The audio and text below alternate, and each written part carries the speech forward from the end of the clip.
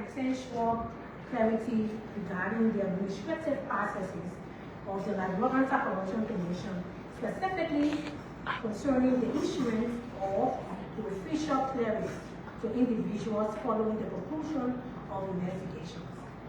During this press conference, the executive chairperson, Councillor JZyNo, will address the public to clarify the recent media discussions that have mischaracterized the Commission's administrative procedures regarding the issuance of clearances.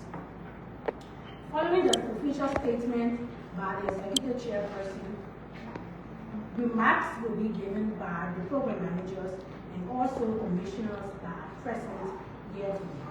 After the remarks, we will return to question and answer Q&A so that we can provide opportunity to the media institutions that are present for them to give their questions to the Commission.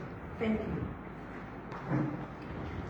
Not to waste any of our time, we will take official statement right now from Councillor JZyNo. So, kindly put your hands together for our beautiful and dedicated education. Thank you very much, Diana.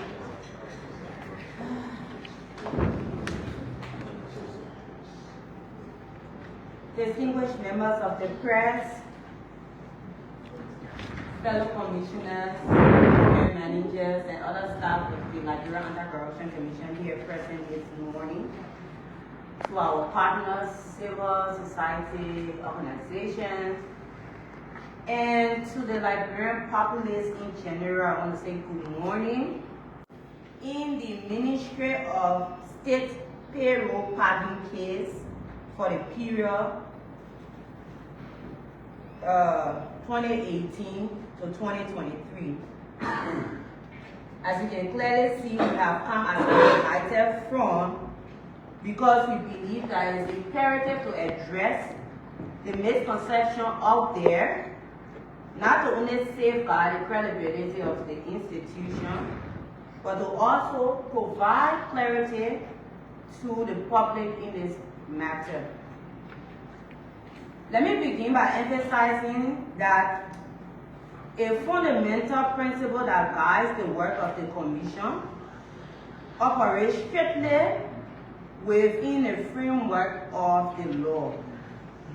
During our investigation, we rely on the evidence available to us and our statutory mandate. Our responsibility is not to act on speculation, public pressure, or political sentiments, but on facts established through investigation and the standards that are required by law.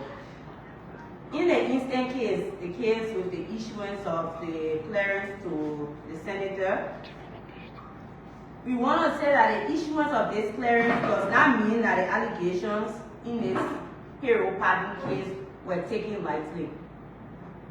Nor does it suggest that the Commission is unwilling to hold public officials accountable. Rather, it reflects the conclusion reached after careful review of available evidence, witness statements, financial records, and other materials gathered during the investigative process. In the case of the clearance issued to Senator McGill, we note that while this matter has generated significant public discussion, the Commission undertook a thorough review consistent with established investigative procedure before issuing these clearances. After assessing the evidence before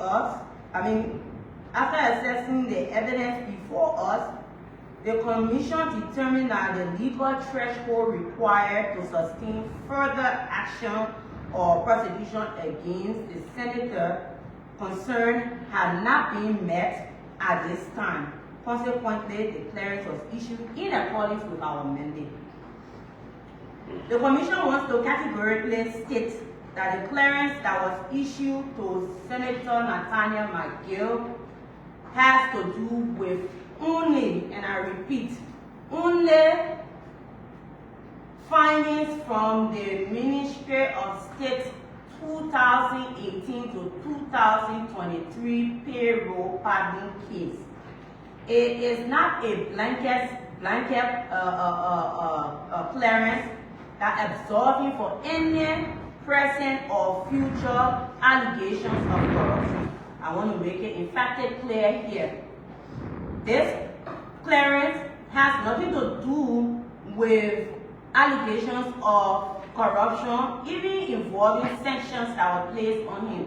As we speak, the commission has been in the process of engaging the different stakeholders and partners to be able to gather information regarding allegations of the sanction.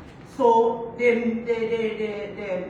media, information out there in the public that LACC has cleared Senator McGill of all aspects of corruption is false, is misleading, in fact it's a blatant lie. If you look at the clearance that was signed, that was placed on Facebook, you will see clearly that it says that this clearance is issued on allegation of payroll packing at the Ministry of State from 2018 to 2023. So somebody will say, but what happened? Why you issued the clearance only to Senator McGill? So does that mean there was no payroll packing? Or does that mean nothing happened? I will provide the information. Even though our act prohibits us from speaking about investigations until we obtain indictment, but in this instant case, we will speak about it because it involves public interest and the public deserves to know. Since the clearance is out there, so the public must also know the situation surrounding the issuance of the clearance. So, LACC investigated a complaint from the Ministry of State regarding supplementary payroll that was observed during the period 2018 to 2023 that did not follow the CSA standing order. There were people placed on the payroll of the Ministry of State and they were being paid, but they did not follow the CSA standing order, which required that vacancies must be advertised, people must go for interviews, all in an intent to give qualified Liberians the opportunity to apply for these vacancies. So our investigation established that during that period, there were other officials, senior officials of the Ministry of State who were directly responsible, who signed documents that placed these people, on the check roll, on the payroll, who signed checks that pay salary to these people, who signed letters authorizing the placement of, in fact we established, we're not saying that payroll pardon did not happen, we established that payroll pardon happened, we established that there were 731 persons placed on the payroll during the period 2018 to 2023 outside of the CSA standing order. And our investigation established that there were senior officials of the Ministry of State, as I earlier mentioned, that were responsible, including the Deputy Minister for Administration, the HR personnel, the controller, and other high-level or high-level ranking officials then at the Ministry of State. But our investigation at this time has not established any documentary evidence. Paperwork signed by Senator McGill that links him to the payroll party. And I want to say it, this is the reason why we go to court to draw up indictment based on documentary evidence, not based on hearsay. All the documents that were presented before, I don't know how they were doing it at the ministry, probably were doing oral authorization. but there is no document that he signed that is before us. If anybody out there in the public has document that they want to bring to the public, like I said, if you look at the clearance, it says here, the clearance is issued based on the findings of this investigation.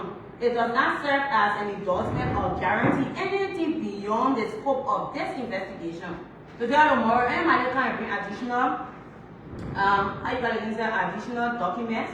We will open the investigation. We will call the senator back to come and clarify his role as per the document received by us. We understand that corruption is a deeply sensitive issue in Liberia. It concerns all of us. Citizens deserve the right to transparency, accountability, and justice from those entrusted with public authority. As commissioners, we share the same commitment. Indeed, the credibility of the Liberian Anti-Corruption Commission depends on our ability to act independently, professionally, and without fear of failure. It is therefore important to clarify that a clearance that is issued out of the LACC is not a declaration that wrongdoing is impossible or that an issue can never be revisited. We can issue clearance if we discover new responsibility and our united commitment to the integrity of this institution. Decisions taken by the commission, especially the clearance, the news out there is that Councillor Alexandra so they're taking her office and signing clearances for particular individuals and public officials. It is not the case. Before we do clearance here, we sit as a commission, as administrators, as a team. We review the report that comes from the investigation. Matter of fact, I don't even take part in the investigation. We review the reports that come from the Monitoring Investigation Department. The Legal and Prosecution Department will give opinion. The body of commissioners will have a board meeting and go painstakingly through all of those reports and requests for clearances, and we vote on it. At some point, I will allow my commissioners, one of my commissioners or our technical staff to come and just elaborate on it. So nobody, the speculation has been out there that Councillor Alexandra so sitting down in her office and just signing clearances is false, is misleading, is a lie from the deepest part of hell. So we want to use this opportunity, especially the media. The energy that we are putting to sending all negative messages out there, we want to join, we want to encourage you to join us to be able to speak to the workings of the commission. We want to assure the public that our mission is to ensure that the fight against corruption is conducted with professionalism, with fairness, and the adherence to the rule of law, particularly the rights of accused person.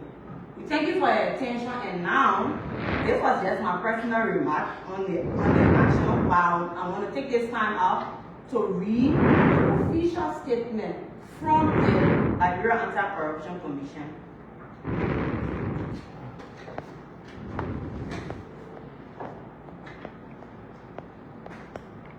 Press statement for immediate release.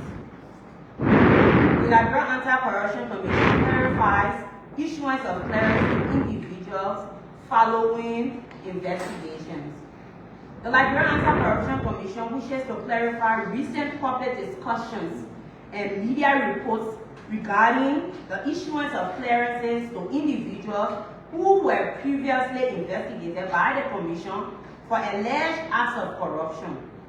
The Commission notes with concern that the issuance of these clearances has been widely publicized and politicized, in some instances mischaracterized as an action intended to benefit a single individual.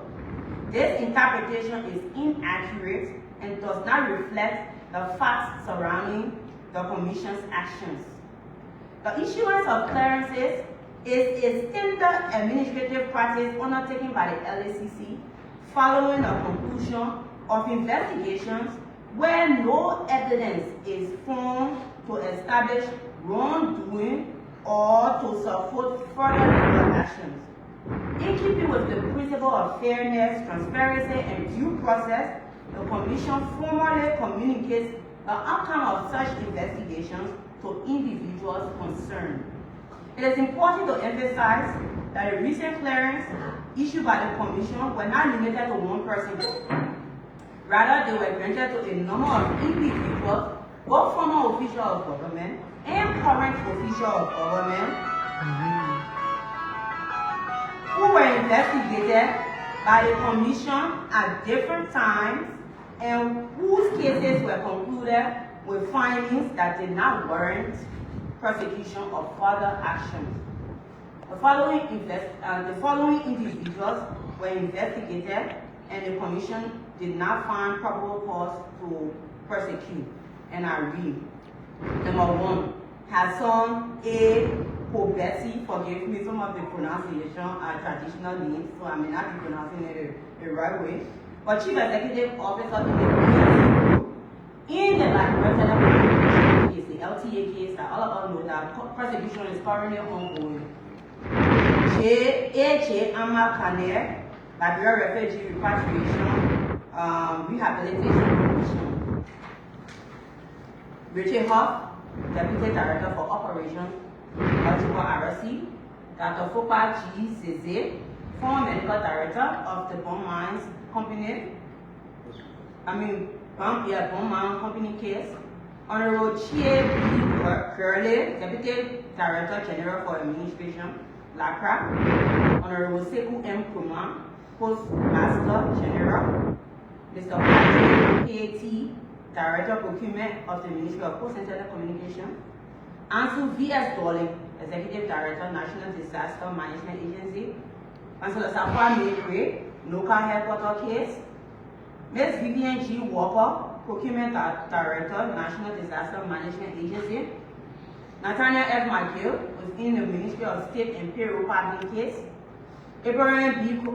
Kamara, Payroll Analyst, Ministry of Finance and Development Planning in the Local County University case, Joseph S. Sheriff, Finance Manager of the Liberian Football Association, James M. Fomoyam, Chairman of Linka, the small arm, Fakpana B.K. Wemo, Vice Chairman, Linka, Tilano Bryant, General Manager of the Liberian Renaissance Group, Mustafa Araji, Liberia Football Association, the case that had to do with the headquarters of the LFA. Donu Horace, Mark County Health Team case. Mark County Health Team case. Johnson Williams, Mark County Health Team case. Daniel Wakoli, UPA, United Bank for Africa. Bill McGill Jones, Ministry of Finance Development Planning, Bala V. Yabo, Ministry of Justice, Joseph C. Va, Ministry of Justice, Dr. Molu Kasa, Lofa County University, BNM Kamara, Lofa County University, Sensi G. Morris, Liberia Water and Sewer Corporation, Otavius J. Sampson, Wash Commission, Emma Meti Glasgow, National Fishery and Agricultural Authority, Christopher D. Sampolo, LACC.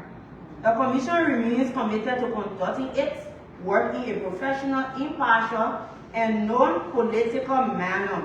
Our mandate is to investigate allegations of corruption whenever they arise, and to ensure that matters are resolved based strictly on the evidence available to us and not on sentiment. The Liberian Anti-Corruption Commission therefore urges members of the public and the media to avoid politicizing the Commission's routine administrative processes and instead support the broader national effort to strengthen integrity, accountability, and the rule of law in Liberia. I thank you, and I'm going to stop here and turn it over to Diana for the next course of action. Thank you, Councilor Alessandra. Again,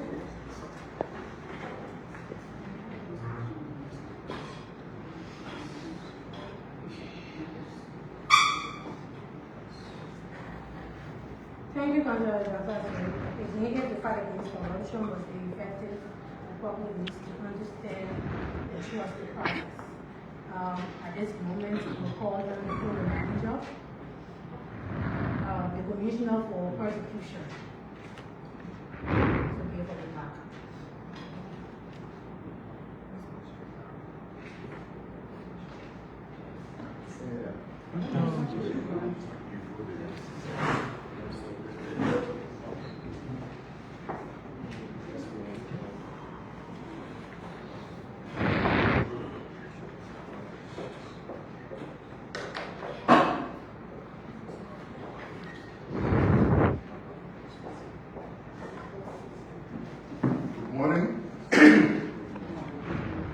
Ladies and gentlemen of the press, like our executive chairperson reiterated, there are processes by which clearances are issued.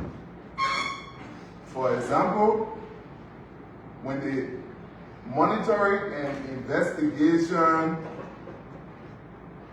is complete, with an investigation to a certain extent, it is sent to the prosecution department. The prosecution department goes over that report, make inputs, and submit it back for final reporting. In the case of clearances being issued, it is recommended by the Monitoring and Investigation Division, after which the prosecution sits as a department and goes over that report to authenticate whether or not what the MID is saying is legitimate, after which an opinion is made to the Board of Commissioners for approval. When that is done, the Board of Commissioners take a vote on that before it becomes final. So, ladies and gentlemen of the press, we are an entity, and there have been a lot of misconceptions about what we do here as an entity. These are just steps that we take as an entity to validate whatever investigative report that comes is validated and is being approved by the board, after which the executive chairperson is mandated to issue clearance. So once again, we expect and we ask you, the press, to join us in the fight against corruption. There's been a lot of misconception, but we ask, now that we have come to understand our inner workings, we expect that you'll be ambassadors. You will go out and try to dispel some of those misconceptions. So once again, I say thanks for coming. Thank you, Commissioner Wilson. Now we'll take remarks from one of the commissioners that is in charge of the investigation.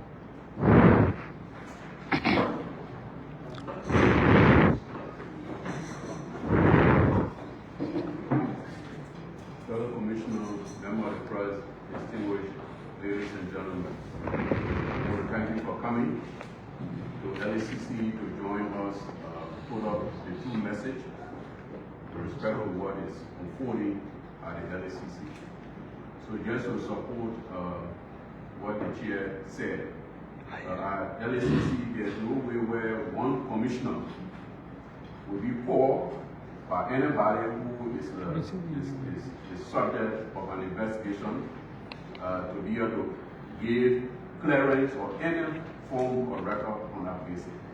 So there's a simple procedure which is also a technical in nature with respect to how clearances are issued. So when the investigation is done, is done on the basis of the rule of law. As you may be aware, all of our cases that we take to court, we have to first make a submission to the grand jury and then an assessment is done to determine true bill. In all of our cases, we send, we've been obtaining true bill. So we are very keen about our investigation with respect to proof and evidence, because that is a baseline with respect to how we move. So with regards to the clearance when a case is investigated, recommendations are made in keeping with the law. The relevant violation is stated. The relevant law that the individual violated is stated. And the analysis of that case also gave a clear detail as to people who are suspected and who there was no proof to establish the wrong elect. So on the basis of that, a recommendation is made so that these people can be issued clearance. And even when that is done, that document is sent to the legal department. From the investigating department is taken to the legal department. And a legal opinion, that is an analysis of the entire case and the role play, is also reviewed. And on the basis of that, an opinion, legal opinion is issued. And that opinion, it is not just issued and become final. That opinion is taken to the Board of Commission.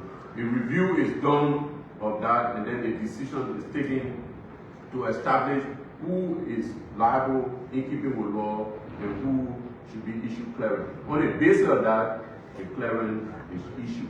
So the process here is transparent, and here we feel that we are at the face of government fighting corruption, but we try to do it in a more professional way so that they can see the government as a government that is not witch hunting, is working in line with the law, and so that is the role that we will continue to play. And like the chair said, there have been clearances that have been issued over time since 2024 up to present.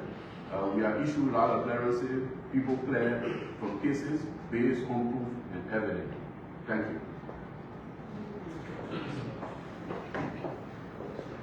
Thank you, Commissioner Akina. We'll now open the floor for a brief Q&A session for the member of press that are present here. To ensure that it's done in an orderly manner, we'll take 5 questions each. 5 questions. Yeah. All right. Thank you. I'm Nelson Colette, and I'm from school. I have 2 questions. The personal statement made by the chairperson. She stated that the investigation was conducted and the evidence, or let's say the legal threshold, was not met. So I want to know, what is that legal threshold that should have been met in order to, indict, or let's say take this case further? Now the second question has to do with another aspect where you said the investigation further proved that there was indeed payroll padding, but and there were individuals within the Ministry of State for Presidential Affairs who the investigation proved were in connection with this. But there's absolutely no document linking the former Minister McGill. I want to know, what is the LACC intending to do, as far as, prosecution is concerned, since in fact we've conducted an investigation that is proving that. And how do you reconcile this whole thing where there's a public perception that whatever the unit does, the head is responsible, considering that Senator McGill was the minister of the institution at the time? Thank you. And sorry, 1 question each. 5 persons, 1 question each. Okay, so we'll take them one at a time, right? Thank you, Nelson. Very salient questions. So you asked what is the legal threshold that was not met, and during my personal statement, I stated it that all the evidence before us, I even went to the extent to say that, like I said, it's my personal statement. I assume that there may have been oral directive But from the document and the witness testimony that are before us, there's no document that shows that Senator McGill authorized the placement or the establishment of the supplementary payroll. I went further to say that notwithstanding the report held other top officials, I mentioned the Deputy Minister for Administration, I mentioned Controller, I also mentioned HR, and let me mention the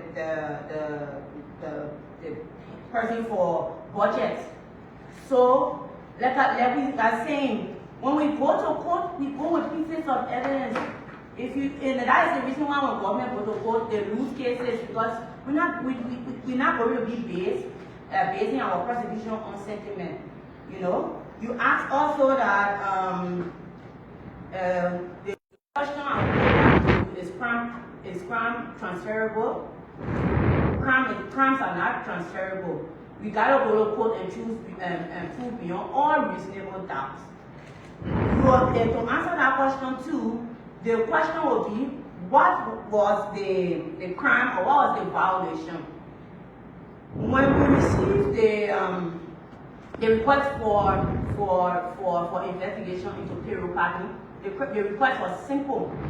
May his soul rest in peace. The former Minister of State, Chris Fick, had clearly indicated to us that they have observed that there were individuals or there were staff that were placed on the payroll outside of the CSA standing order.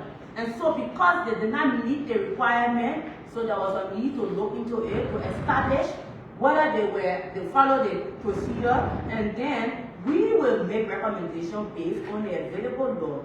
The CSA standing order are administrative issues. If you go and read it calls for termination, it calls for suspension for would-be violator or violators. So at this point, like I said, we cannot review what we're going to do.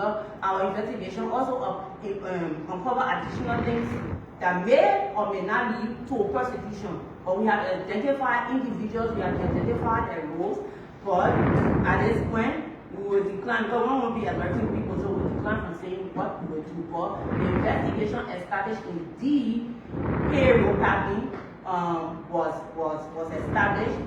731 persons were placed on payroll, but there is no documented evidence to link Senator McGill.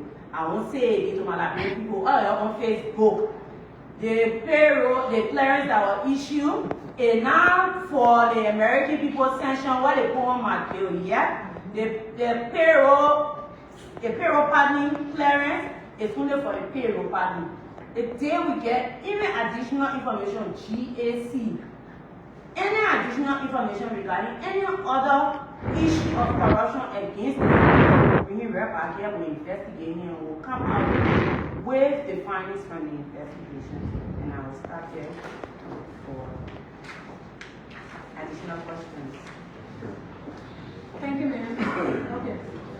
My name is Blamoto from Liberian Investigator newspaper. So, Blamo, in your personal position, you mentioned that maybe the senator at the time he was minister, he gave oral directive. So assuming that the individuals who the investigation has established that they were involved with a payroll padding, if they come before the LACC and also call the senators, then that they were instructed by the senator to carry on that particular act, what would be the next role of LACC? Thank you very much, Lambo. So during our investigation, all of the people that are mentioned here, we called them in. If you look at the statement that they wrote, it did not at any point mention that I said in my personal opinion, I think part of the reason, because it's not possible for you to be head of the institution and you are not aware of what is going on. But people have a way of cunningly addressing issues. And so the staff who are sitting as they implement these things, they were implementing, but they were not putting documents together. The documents they had did not link him. And even in a testimony, they said that, so you want me to go directly into the investigation, which I shouldn't be doing, but the statements, all statements that were provided by the individuals that were cited and came from the Ministry of State, former officials, did not directly link. Every statement either link the Deputy Minister for Administration or the HR or the Controller or the Director for Budget. So that's the findings of the investigation. So we'll take 3 more questions. 3 more questions.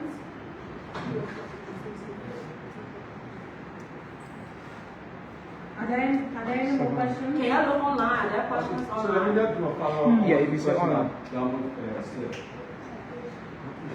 Okay, so my name is Mari, you told me I report for Variety newspaper. This is just a follow-up on the question I'm asking. From the personal statement you gave, those staff in the office of the minister, do you care to provide some information as it relates to if anyone was found guilty in the process of investigation?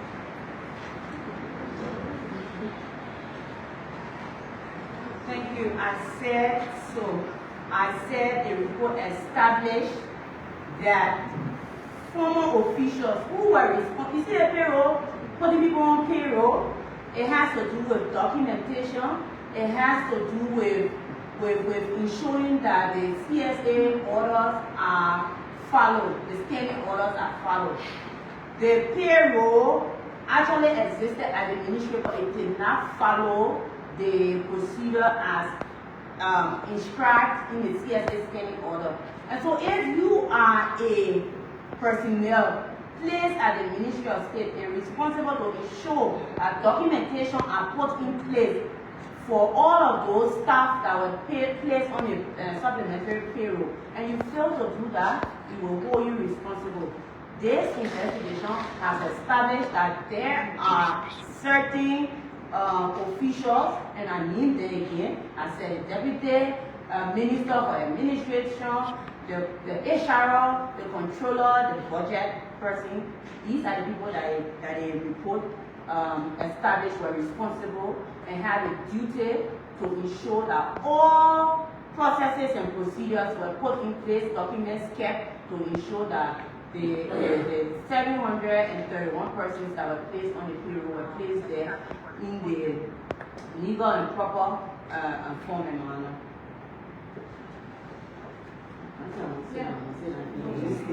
Thank you so much, Madam Chairperson. Thank you. My name is Patrick Moyer, and I report from DenG News.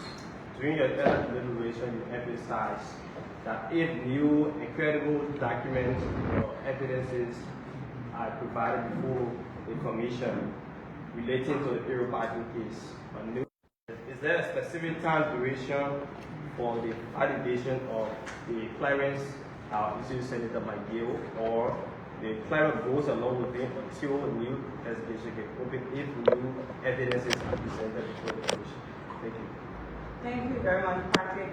So I read the clearance and any new documentary evidence come up that links into the payroll parking, you will call me in to be able to go in that and we'll be able to make the appropriate determination. So this, as I read, I said right now, we have not seen any documents or pieces of evidence that actually link into the establishment of the payroll or the supplementary payroll. Now we're scanning.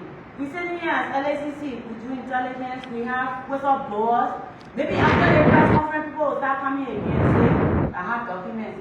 But it's now, the real aspect of it would be, we will be speaking only directly to the document that is before us. We'll not be going back, because in the law, like double jeopardy, you can be trying the person or holding the person 2 times.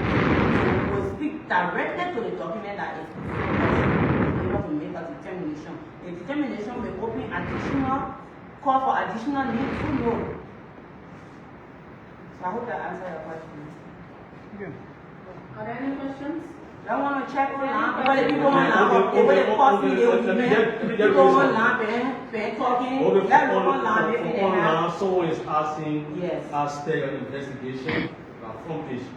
They are asking them who is on the overall responsible for the payroll bargaining. And one concern also has to do with Senator McGill. He's self-related, to someone who is related to this issue. How then can you tell them? What wrongdoing? The person needs to explicitly say what Senator McGill said, and that's why I say people are. I'm a lawyer. We are investigating and making decisions based on pieces of evidence before us. We're not doing it on sentiment. The evidence not there, not there. You understand? Senator McGill, he's a politician. He made his statements. The statements that he made does not conform with the pieces of evidence that we gathered.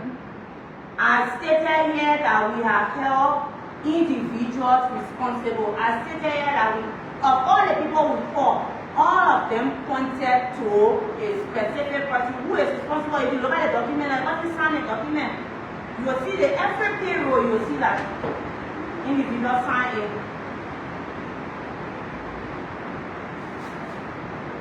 And so someone is saying that this issue was a result of an audit done by the GSC. And not only what We have audit. No, it's not enough. Yeah, it's not. It wasn't done. It didn't grow up of an audit, GSC audit. I just stated that we received a formal complaint, a letter that was written by the late Minister Grace Pitt. I think he's missing, or she is missing, the audit report. We have audit report from the GSC for additional issues that happen at the MOS. We are looking into it. Just at this point, once GSC reports come out and they are placed before the public account committee, the LACC can go into the public hearing. So we want to also use this platform to also encourage the PAC to close up on those audit reports and send them to us so that we can start investigating. But it is we are aware we have reviewed the audit reports, and we established that there are additional issues that took place from 2018 to 2020. But they were they payroll party and people. We see evidence that they send it up. And I will say, every opportunity I get to say, it's not, the clearance is not on an allegation of sanctions by the United States government. No, we have never issued any clearance. In fact, we have never investigated for any allegation based on a sanction. I stay here. Have you been issued a card, an official card of a political party in Liberia? Any political party? Any political party that has a card, I will use this platform to challenge them to publish my card. I've never been issued. In fact, the way we do that is void of politics. I know somebody will say, we are all political beings. We try as much as possible to show professionalism. The commissioner that I said, we want to reflect a position of the government so that we do not seem that we are witch hunting. If you look at the listing, I mean, former official of government that will clear, and I also mean current official of government that will clear. If the evidence is not there, it's not there. Thank you. Thank you again. So to divert a bit on the same issue of corruption, during the 5-year strategic plan launch in Singapore at the Liberian Hotel, there was a recommendation that was given by the head of the organs that the commission should investigate the contract made over president of the United States. As that became complete, how far are we? Is there a plan begin investigation into the $100 million versus $10 million president investigations? Thank you. Thank you very much for that question. We encourage all stakeholders that has documentary evidence, whistleblowers, anybody, any form of information that you have. We will not base our investigation on sentiments. We will base our investigation. So if anybody wanna stuff to happen, maybe come to the LACC. Say these are documents we have regarding the procurement, regarding the contract, to be able to open an investigation into that particular. But the LACC, in keeping with our act, you have the mandate to investigate any form of corruption regardless of the official government involved. So I want the press statement is actually or the press conference is actually and let me just say, maybe Tiana will say it, but I want to admit that we haven't been doing a good job with disseminating information to the public. We have, because we operate as one government, we have been using only the media platform and some radio station. We want to encourage your police and our PR people will reach out to the BOC. We have decided that we'll do quarterly press statement right here.